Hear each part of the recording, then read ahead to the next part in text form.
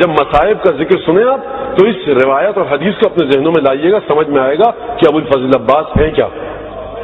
اور اس کے بعد عاشور تھا کہ جب میرے باپ کو گھیر لیا لوگوں نے اور انہوں نے بڑے ظالمانہ طریقے سے قتل کر دیا، اور اس وقت میرے چچا تھے عباس، رحم اللہ عمی العباس، خدا کی رحمت نازل ہو میرے چچا عباس پر، لقد ابلا وآثر، میرے چچا نے عجیب امتحان دیا، عجیب کٹھن امتحان دیا، حتی قطعت یداہ، یہاں تک کہ دونوں ہاتھ کٹ گئے، فابدلہم اللہ بہما جناحین، تو خدا نے جنت میں میرے چچا عباس کو ان دونوں ہاتھوں کے بدلے میں پر عطا کیے ہیں، یطیر بہما فی الجنہ، کہ جن کے ذریعے سے جنت کے، بڑی توجہ کیجیے گا، یہ مصائب نہیں ہیں، یہ فضائل ہیں، توجہ سنیے گا، اور مصائب بھی ہیں۔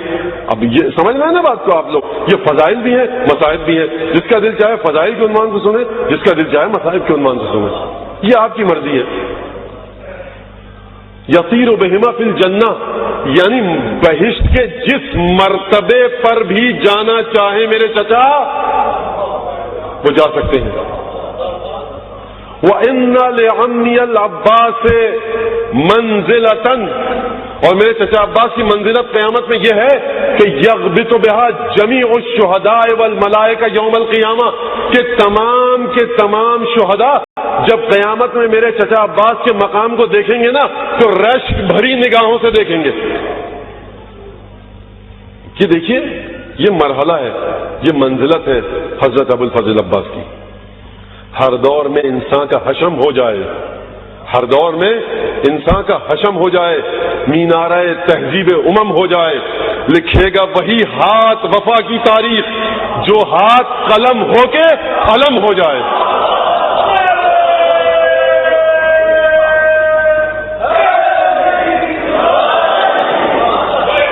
مینارہ تہذیب امم ہو جائے، ہر دور میں انسان کا حشم ہو جائے، لکھے گا وہی ہاتھ وفا کی تاریخ جو ہاتھ قلم ہو کے علم ہو جائے۔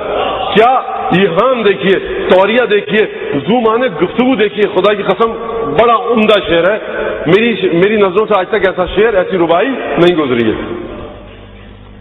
دیکھیے یہ ابو الفضل عباس ہے، جب جاؤ کان واللہ مستکمل الایمان نافذ البصیرہ، ہمارے چچا عباس ایمان کے آخری درجے پر تھے۔ یہ ایمان کے آخری درجہ کیا ہے؟ سلمان ایمان کے آخری درجے پر تھے، غیر تھے، اہل بیت میں سے ہو گئے، تو سوچئے جو 10ویں درجے پر ہو اور اہل بیت میں سے ہی ہو وہ کہاں ہوگا؟ سلمان جب غیر تھے اہل بیت ہو گئے، جو اہل بیت میں ہوتے ہوئے ترقی کرے وہ کہاں ہوگا؟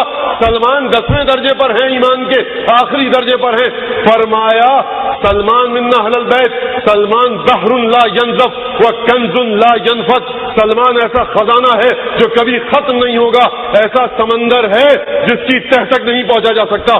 تو سوچئے جو ہو صلب علی بن ابی طالب سے جس نے شیر ام البنین پیا ہو، وہ کتنا عظیم گہرا سمندر ہوگا، وہ کتنا بڑا خزانہ ہوگا۔ اس لیے حضرت آیت اللہ العظمیٰ السید علی قاضی طباطبائی کو کہ جب آپ اخلاقی ترقی اور عرفانی ترقی کی منازل طے کر رہے تھے، کبھی نجف، کبھی کربلا، کبھی امام حسین کی زری، کبھی امیر المومنین کی زری، کبھی اس کی زری، اس امام زادے کی، کبھی اس امام زادے کی، کبھی یہاں امام کے پاس، کبھی اس امام کے پاس تھے، تو کربلا میں کسی نے آ کر اطلاع دی۔ اب اطلاع دینے کا انداز کیا تھا یہ چھوڑ دیجئے، کہا کہ دیکھو جاؤ عباس کے حرم میں، کیونکہ اس وقت عباس تمام اولیاؤں کا سید و سردار ہے، اس کے حرم میں جاؤ، جو چاہتے ہو وہاں سے ملے گا۔ کوئی کہتا ہے کہ حاجت تھی درپیش، بڑی خطرناک، کوئی بڑی مہم اہم چیز مسئلہ تھا، تو میں نے دعا کی، دعا کرتے کرتے کرتے کرتے آنکھ لگ گئی، تو میں نے دیکھا کہ حضرت عباس کو خواب میں دیکھا۔ جب میں نے دیکھا تو میں نے خواب میں عرض کی کہ مولا ابو الفضل عباس یہ حاجت ہے میری، اس کو پورا کیجیے، آپ کی بڑا مقام ہے، بڑی منزلت ہے۔ حضرت عباس نے درخواست بھیجی، شفاعت بھیجی رسول خدا کی بارگاہ میں، وہاں سے جواب آیا، جو خواب ہے پڑھا ہے میں نے وہ آپ کے سامنے پیش کر رہا ہوں۔ کہا کہ نہیں، اس آدمی کو یہ چیز نہیں ملے گی اور یہ چیز حتمی ہو چکی ہے۔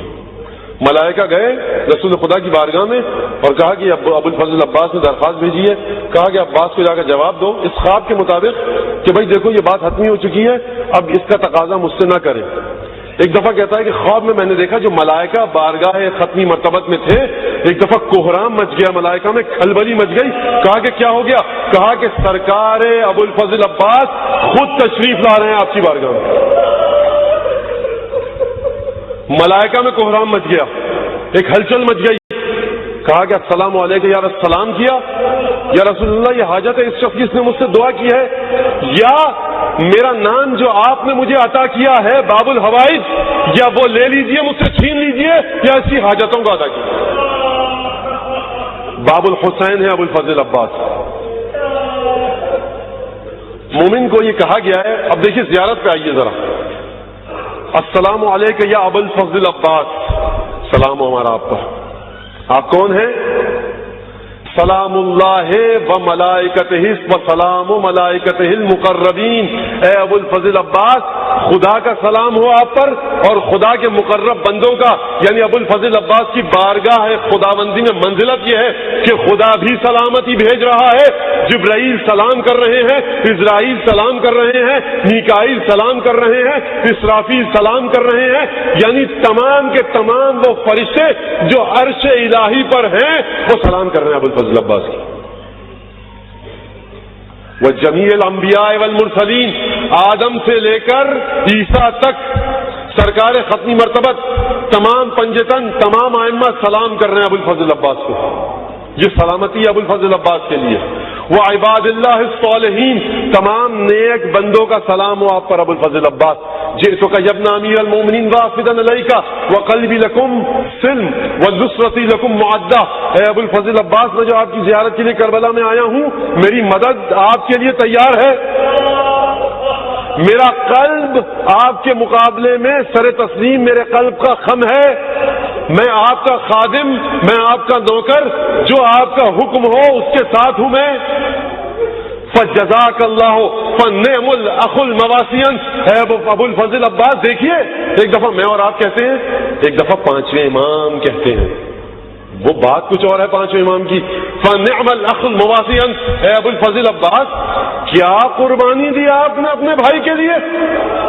یہ جو ترجمہ کر رہا ہوں نا میں, یہ نعم سے نکالا ہے میں نے. فنعم الاخ المواسین, کیا ایثار کا مظاہرہ کیا. ہم کہتے ہیں صاحب ابو الفضل عباس میں مشکلات جو آئیں درپیش ہوئیں, نہیں عزیزان گرامی, یہ تو وہ امتحان ہے عباس کے جو ہم دیکھ رہے ہیں, لیکن نگاہ امامت امتحان کو نہیں دیکھ رہی ظاہری. نگاہ امامت قلب ابو الفضل عباس کو دیکھ رہی ہے.